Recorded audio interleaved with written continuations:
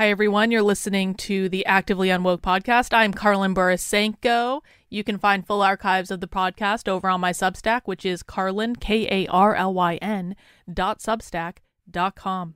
Normally, this podcast is about thoughts I have about fighting back against the far-left cultural revolution that we're all engaged in. I try to give out helpful information, highly practical advice that people can actually use in the real world based on watching thousands of hours of far leftist training over the last 4 years, based on writing a book about fighting back against the left, based on being one of the longest running unwoke activists in the space that still remains to this day. And because I've been in this space for so long, I have had to deal with so much bullshit from James Lindsay. Because here's the thing, James Lindsay does not like people challenging his ideas. If you've never run into James Lindsay, you aren't missing anything. Don't worry about it. Just stick with my content. Just trust me. I mean, actually, I don't even really need to say that. I could say, go check out James's content, and I would actually feel completely comfortable that you'd come back to me, just because I've heard from so many people who watch my content that they came from James. James was too complicated to understand, and they learned more about the left in a couple weeks watching me than they did from listening to James for years. I digress. James Lindsay is like the big swinging dick in the unwoke space. He is the guy that is propped up by all the major organizations. He runs around all over the place speaking about his ideas and all this stuff. Usually, if you are into this type of content that I do at all, you are probably going to come across him. And I'll be the first to say, James Lindsay taught me a lot when I first started doing this. And I will always be grateful for that stuff that he taught me back in 2020 and early 2021. But a lot has changed since then. My work has accelerated to the point where it long surpassed James's work, just in terms of not only the sheer volume of work I produce more anti-communist and anti-leftist content in a week than James does in a month, and I do it all by myself. I don't have a staff, I don't have assistants, I don't have organizations that I can turn to. I literally do everything myself with a couple of volunteers in my community who help out sometimes. I'm not saying that to pat myself on the back. I'm saying that just because it's true. It's just provably true. And you can go and see the breadth and depth of all my public work if you would like confirmation of that. And some people might think I'm only doing this because I have some sort of weird jealousy of James. I really don't. I don't want to work with the organizations that James is working with. I have no desire to be connected to any of these political organizations at all. I have purposefully built for myself a completely independent experience where I am funded by grassroots people. I do not take paychecks from politicians. I do not take paychecks from organizations that are politically motivated. My only job is to show real people the truth and to bring receipts. I have no desire to travel around like James is doing, going all over the world. I like staying at home. I don't like traveling. I have no desire to go on all these shows. I actually hate going on shows. I've talked about this extensively. I used to go on all these shows back in 2020 and I was so miserable because I, generally speaking, don't actually like being a public person, and having a higher profile brings with it all sorts of problems that I directly experienced, and I don't really want to go back to that. So this is not a case of jealousy, which is going to be the first thing that people say. I have spent the majority of my time over the past 3, almost 4 years watching leftist training in the real world. I have watched more diversity training than you can possibly imagine because I was trying to reverse engineer it at the time. I have watched more college classes teaching these concepts than most college students have actually attended in those classes. I could probably have done the amount of college coursework to actually get multiple degrees in these subjects based on the college classes I've watched. I've watched high school classes. I've watched teacher training videos. I watch teacher training videos all the time. I've probably taken more teacher professional development training classes than most teachers have because I record them to show people what teachers are teaching that inevitably make its way into the classroom. And most famously, and what I'm best known for, is for infiltrating far-left trainings, for finding far-left radical revolutionary socialist trainings on the internet. I go undercover at their events. I secretly record them. I've actually been in the room with these people, some of the farthest left people that you're going to find on the planet. I have watched thousands and thousands of hours of this stuff. I've been at it in person. I have shown millions of people literally through my content what the left talks about in the real world, how they are training leftist activists, what they are teaching to the next generation, what is actually being applied in the real world. And again, I don't say any of this to pat myself on the back. I say it because it is the truth and it is all publicly out there. James and I have always had fundamentally different tactics in that he relies on cherry-picked philosophy papers, that he picks the ones that best support his narrative. He ignores the ones that don't support his narrative. He ignores all the real-world training that exists and the videos that we've collected. I have thousands of clips of far-left activists telling us what they think, telling us what they believe, telling us what they're trying to do in the world. James ignores all of this and instead insists on lying to millions of people. He uses his platform to lie to millions of people.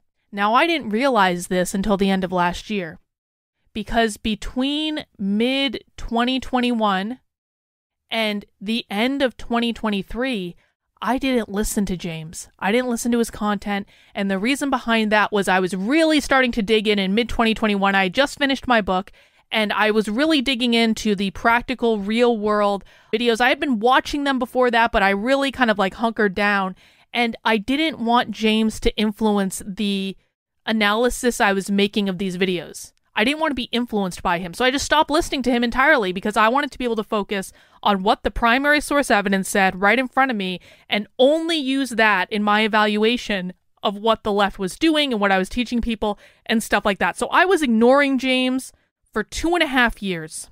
In those 2.5 years, because of the techniques that I use to study the left in terms of only using real-world primary source evidence, and the techniques that I use to teach other people about the left in terms of, on my YouTube channel, we watch leftist trainings, we break down the language, we learn how they're using the language in context. We only look at things that are actually happening in the real world. What is written in a scholarly philosophy paper or a book 200 years ago is not necessarily what makes its way into the real world. Sometimes it is, sometimes it isn't. So you always have to ground to what is actually happening in the real world. There are thousands of philosophy papers that get written that never go anywhere, that get read by 2 people, but James could still go and cherry pick those random philosophy papers and pretend they're what's going on in the real world when in fact they have nothing to do with it. Or he could blatantly misinterpret what's being done based on what makes for the best political narrative to please the people and the organizations that are paying his bills.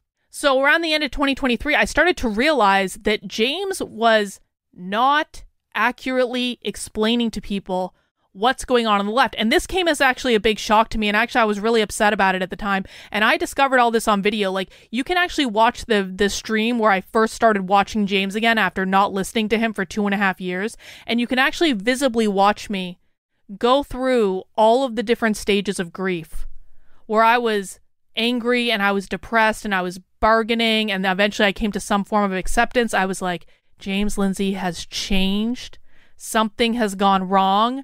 I don't know what it is, but it was so obvious and clear to me, and it was so obvious and clear to my audience that at some point my work just surpassed James because of the practical nature of it. Now, to be really clear, in my ideal world, when James is not behaving like a toddler, in my ideal world, I actually think my and James's work goes together.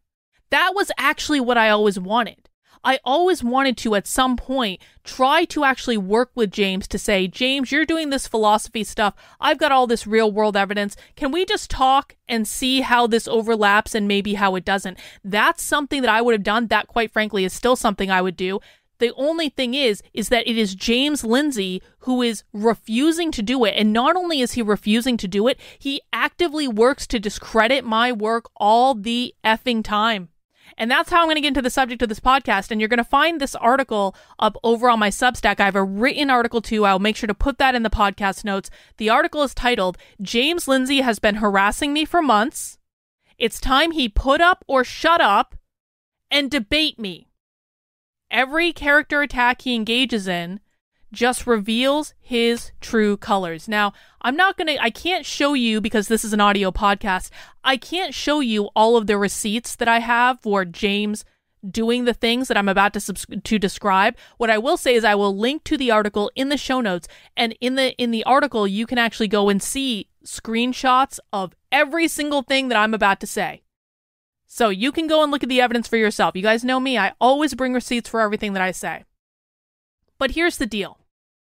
Ever since me and my community realized that we were so far ahead of James, it wasn't even funny, we started trying to correct some of the things that James has been saying in the public to have them hinge in more to reality. Well, James Lindsay doesn't like it when anyone questions him. James Lindsay doesn't like it when anyone contradicts him. And as a result of that, James Lindsay has started to engage and has been, not even started to, James Lindsay has been engaging in character attacks against me for like 7 months. Maybe even longer. I think the earliest thing I saw was 7 months, but it's been a long time. Here are some of the things that he said. James Lindsay has repeatedly accused me of having very serious personality disorders that I don't have. Now, this came as a surprise to me because James himself has no mental health background. He has no mental health credentials at all. And yet he has repeatedly accused me of having borderline personality disorder. He has repeatedly accused me of having narcissistic personality disorder. James has accused me of having bizarre, violent sexual fantasies about him. The basis of that is that a member of my community wrote a fan fiction based on a movie night we had to watch the movie Midsummer, which is about like a Gnostic cult. And he wrote a fan fiction that was starring me. I was actually the star of the fan fiction, but James had like a minor part in the fan fiction where I basically whipped James until he said whiteness means capitalism. If you've ever seen the movie Midsummer, this makes perfect sense. It sounds crazy if you haven't seen the movie Midsummer, but if you've seen that movie and you understand that this fan fiction, which I didn't write, is based on that movie, it actually does make sense. But James claims that this is proof that I have violent sexual fantasies about him. He stated that publicly. James has elevated the accounts of people that are stalking me. James has people that have created accounts specifically harassing me just so that he can actually elevate them to, again, say I have borderline personality disorder. James has said that I'm dangerously obsessed with him, that most of my streams about him, most of my streams are about him, most of my posts are about him. This is provably untrue if you just actually go to my YouTube page and you look at the live streaming. It makes no sense that James is making this claim. Like I stream for like 24 hours usually a week. I talk about a variety of topics that have nothing to do with James Lindsay. James has repeatedly accused me of having cluster B personality disorder and projecting that personality disorder onto him. James is especially pissed off that I have a friendship with Nick Fuentes and the Groypers. Now, I understand that Nick Fuentes is a controversial figure, and I understand that not everyone listening to this will like Nick Fuentes, and that's okay. You don't have to like Nick Fuentes, but I do. I don't agree with Nick Fuentes on a lot of things, but I think he is very smart. I think that a lot of the things that are said about him are not true, and based on just, again, looking at real world evidence, and I like him. I think he's funny. And his fans, the Groypers, they have embraced me for some reason that I will never understand, and I have a good time with them, and they are funny. And I don't think they're bad people. I don't think they're hateful people, but James really hates Nick Fuentes, because Nick Fuentes has called him out too. James really hates the Groypers because they will defend anything Nick Fuentes says, and they don't like James either. And so James is really pissed off that Nick Fuentes and the Groypers and I are friendly. He has tweeted about that several times. He says that that is proof that I have a cluster B personality disorder. He says that I am borderline elevating Nick Fuentes and I am idolizing him, when in fact I just really enjoy the kid and I find him funny. And it's just like, it's all so absurd. It's so ridiculous. James has accused me of Darvo, which is something that narcissists do. It's deny, attack, reverse, victim, offender, something like that. And basically, when James accused me of Darvoing him, he claimed I did a 3.5 hour quote unquote hate stream about him. But if you actually look at the stream that James referenced, the first 30 minutes of that stream were me literally responding to things James had posted about me. So I was responding to him. I wasn't starting the attack. I was responding to him. And then the last 3 hours of that video were watching a far left socialist training that, again, had absolutely nothing to do with James. But James claims the entire thing is about him. I don't know how people can't look at this and understand that James is overtly lying to try to discredit me. This is so easy to disprove. Another thing James has done is he has publicly struggle sessioned organizations to remove credit for my work. You can find receipts about this over on the Substack. Specifically, Not the Bee, which is the true news arm of the Babylon Bee, utilized a clip that I found on my Socialism Saturday stream that I was talking about. James actually sent one of his friends to clip it out from under my stream while I was still live on the internet so that James could promote it and not reference me. But I was the source of that. I dug up this training that James didn't know about, that none of James's friends knew about. I used it on my stream to teach people. And so what happened was when Not the Bee published that clip, my community reached out to them. I was like, this came from Carlin's training. And Not the Bee said, okay, we'll put a link to the training in the article. This really was not a big deal. And no one mentioned James at all. And then James swoops into the replies, and this all happened in public. You can see the receipts on the Substack. And he said, you got struggled by an abusive narcissist cult. Reach out. We'll talk. I advise removing that link. You don't owe the internet a finder's fee. So James is specifically publicly struggle sessioning organizations into removing credit for my work, something that everyone acknowledges is my work, including James, because he's saying I'm asking for a finder's fee. He knows it came from me. And yet he's publicly demanding that organizations take down links to my work, which are the source of the articles that they're writing. This is just blatantly unethical. James has also attacked members of my community. James retweeted Reagan, who is a member of my community. If you ever come to my live streams, you know Reagan. Reagan has been watching leftist content with me for over 3 years, and Reagan is one of the nicest people on the internet. And one day Reagan tried to gently correct James about what queer theory means, and James retweeted Reagan and said, this bullshit is tedious. It's also coordinated and bait. Block as enthusiastically as I do when you see it. This is someone that's trying to teach people about queer theory. And this is how he's reacting. James has photoshopped evidence to make it look like no one watches my streams when thousands of people do. You can see that on the Substack.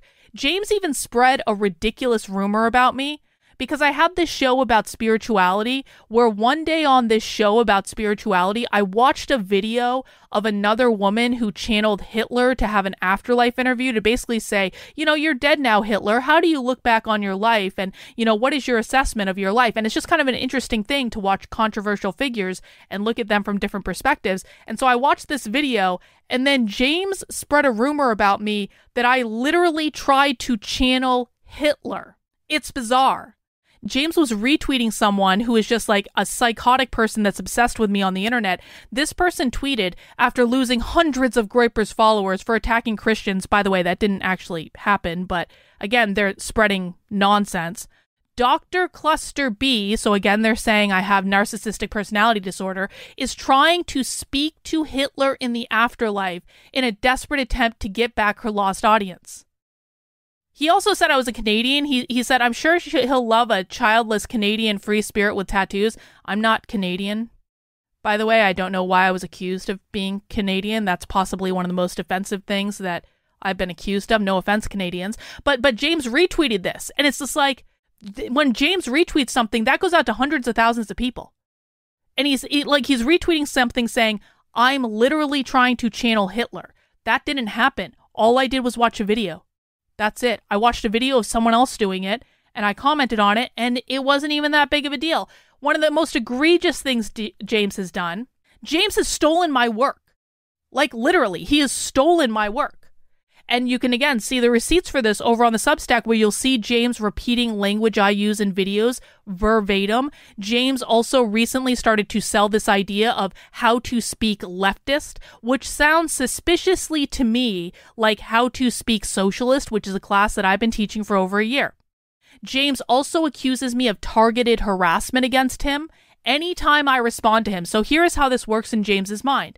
James is allowed to say I have a narcissistic personality disorder or borderline personality disorder. He is allowed to tell organizations to cancel my work. He's allowed to attack my community. He is allowed to spread crazy rumors like I channeled Hitler. He's allowed to Photoshop evidence to use against me. And then he's allowed to steal my work. And if I dare respond to anything that James says to defend myself or to debunk the crazy things he says about me, then I am engaging in targeted harassment against him.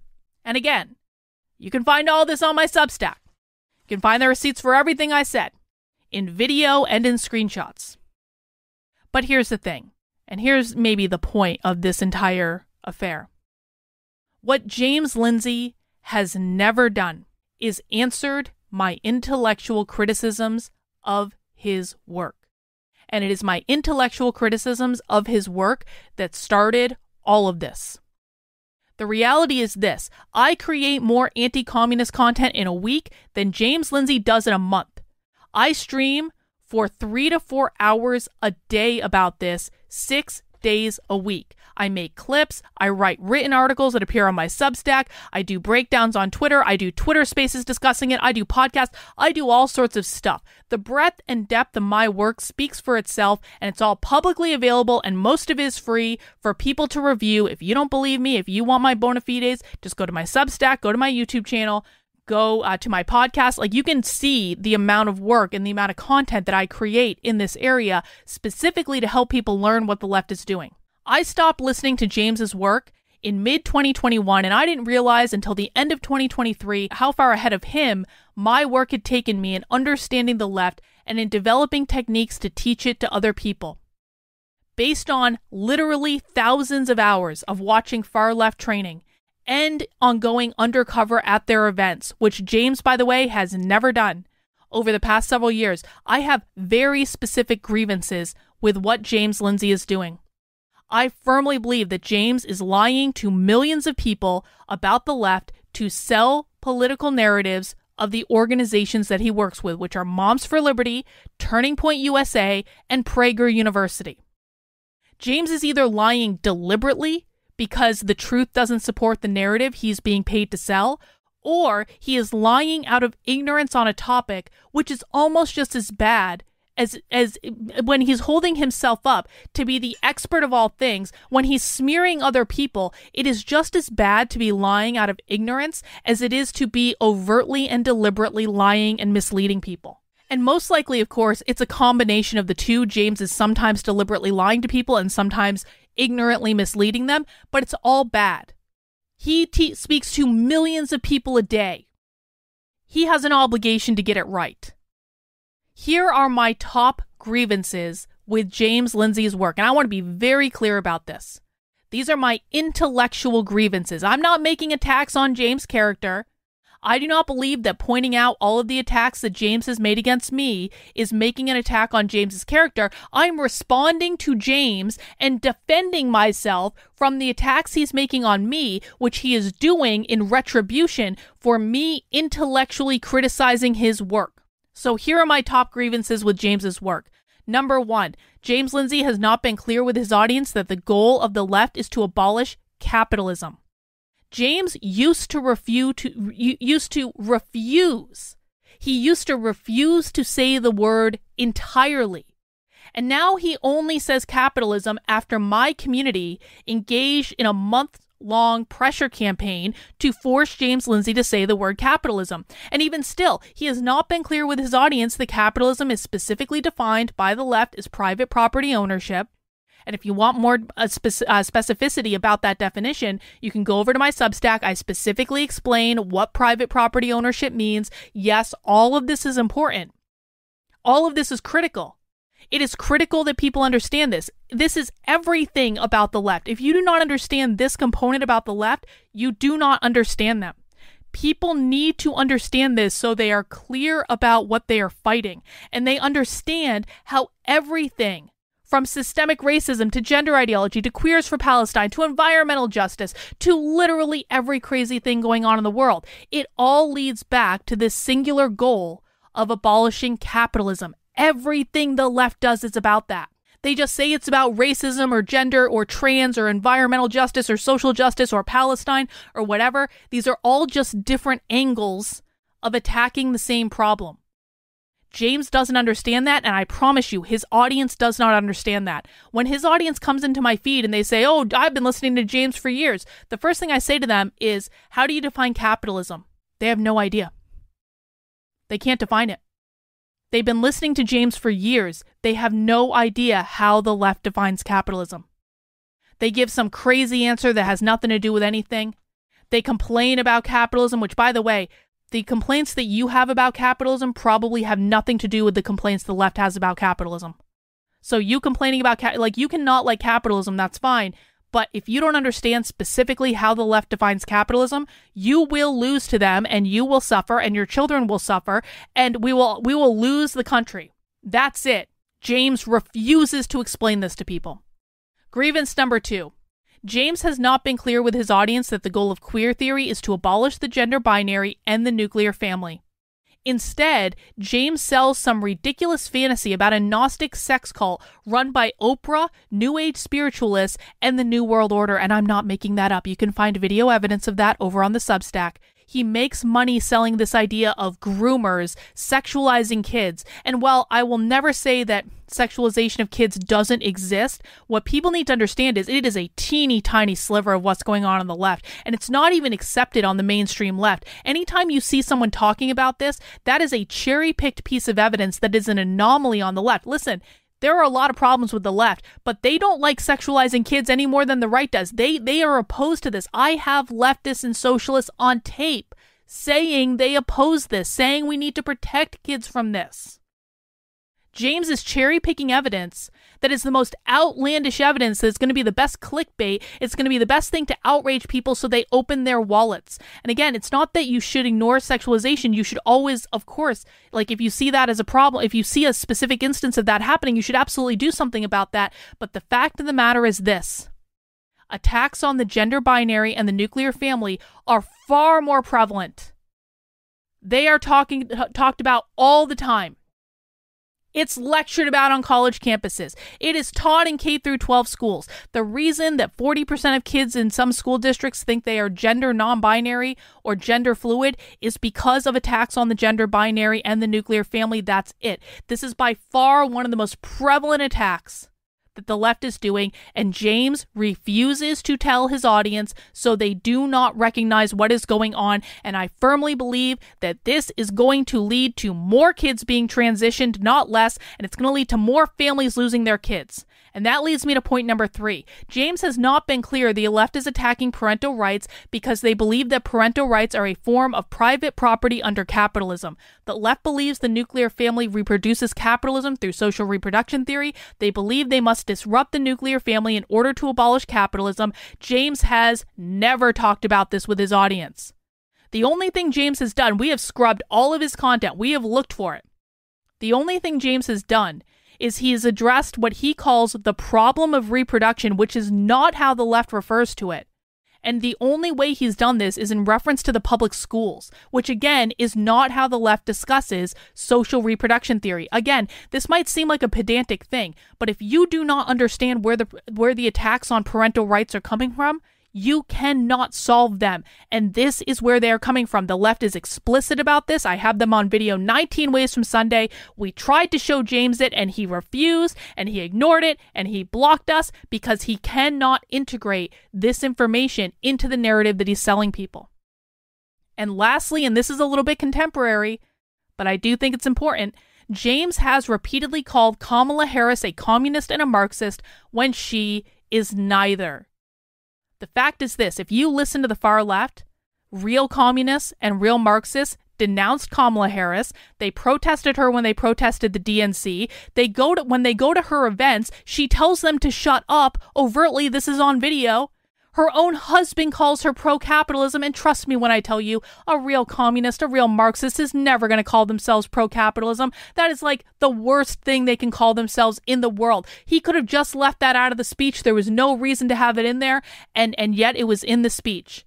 Now, Kamala is not good. I'm not saying she's good. I'm not saying I would vote for her. I don't think anyone should vote for her.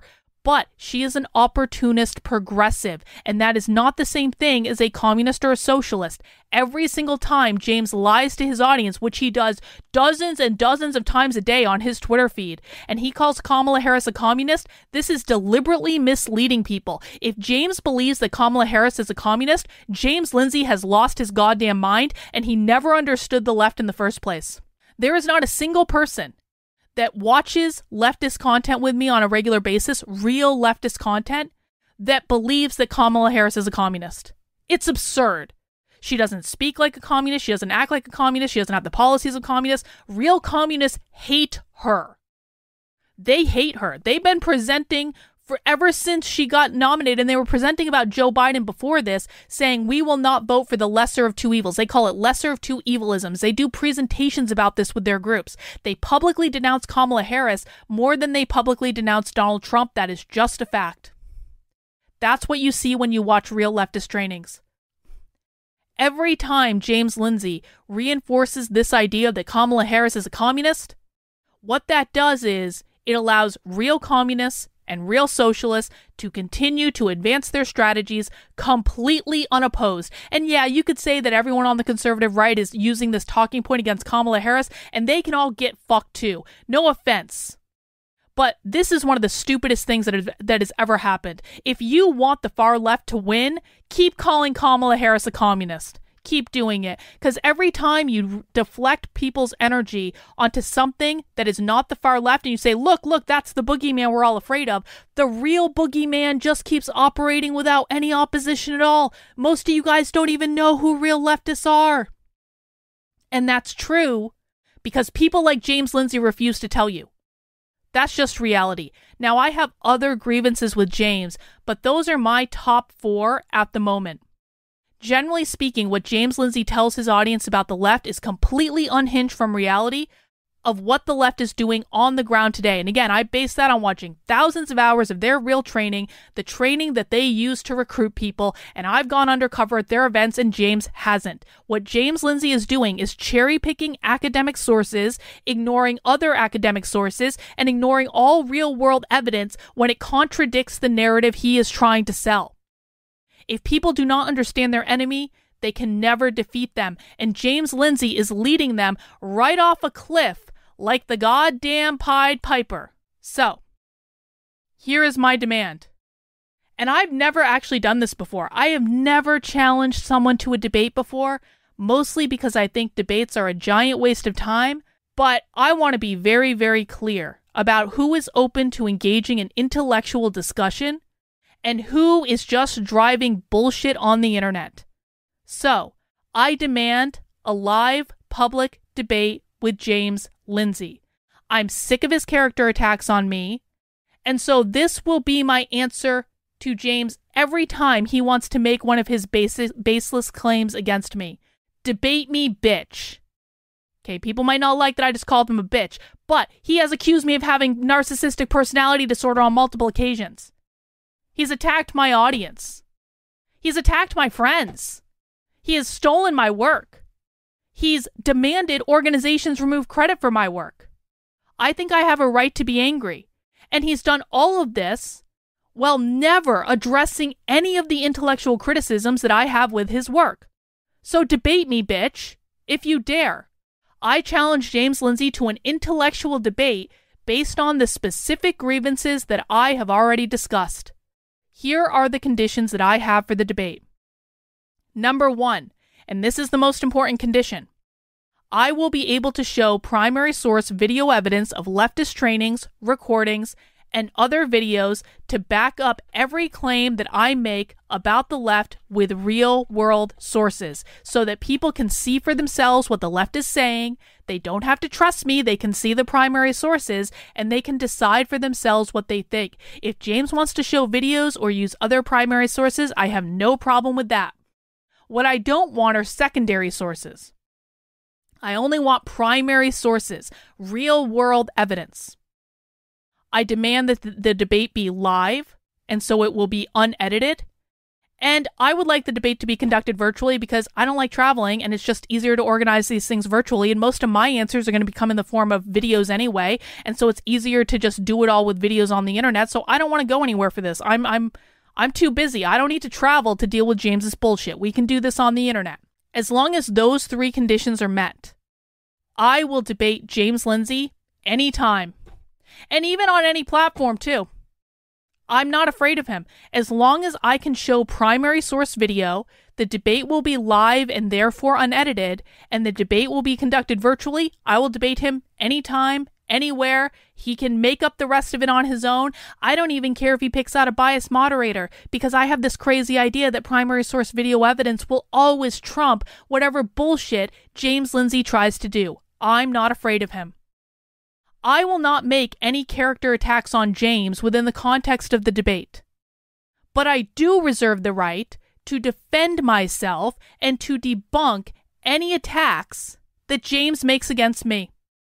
It's time for James Lindsay to cut the shit, put up or shut up.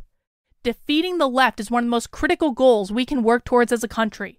When James Lindsay spends more time attacking me than he does actually correctly informing his audience of millions of people, this is a problem that we will all suffer the consequences of. This is not a game, and James needs to stop treating it as such. I will await his reply, and in the meantime, my community will begin engaging in a public pressure campaign against James, encouraging him to come to the table like a man and debate. If this debate doesn't happen, it's because James Lindsay refuses to engage with the intellectual arguments that I'm making, and the fault is entirely his. And that should reveal to everyone how serious James is about this entire topic. So it's your move, Jimmy. I'll await your response, and I will document everything on my Substack and on my YouTube channel for all to see. And they can decide who is behaving with intellectual integrity and who is behaving like an unhinged toddler having a hissy fit because the mean woman said things he didn't like. So we'll see how it goes, guys. Thanks for listening. We'll see you soon.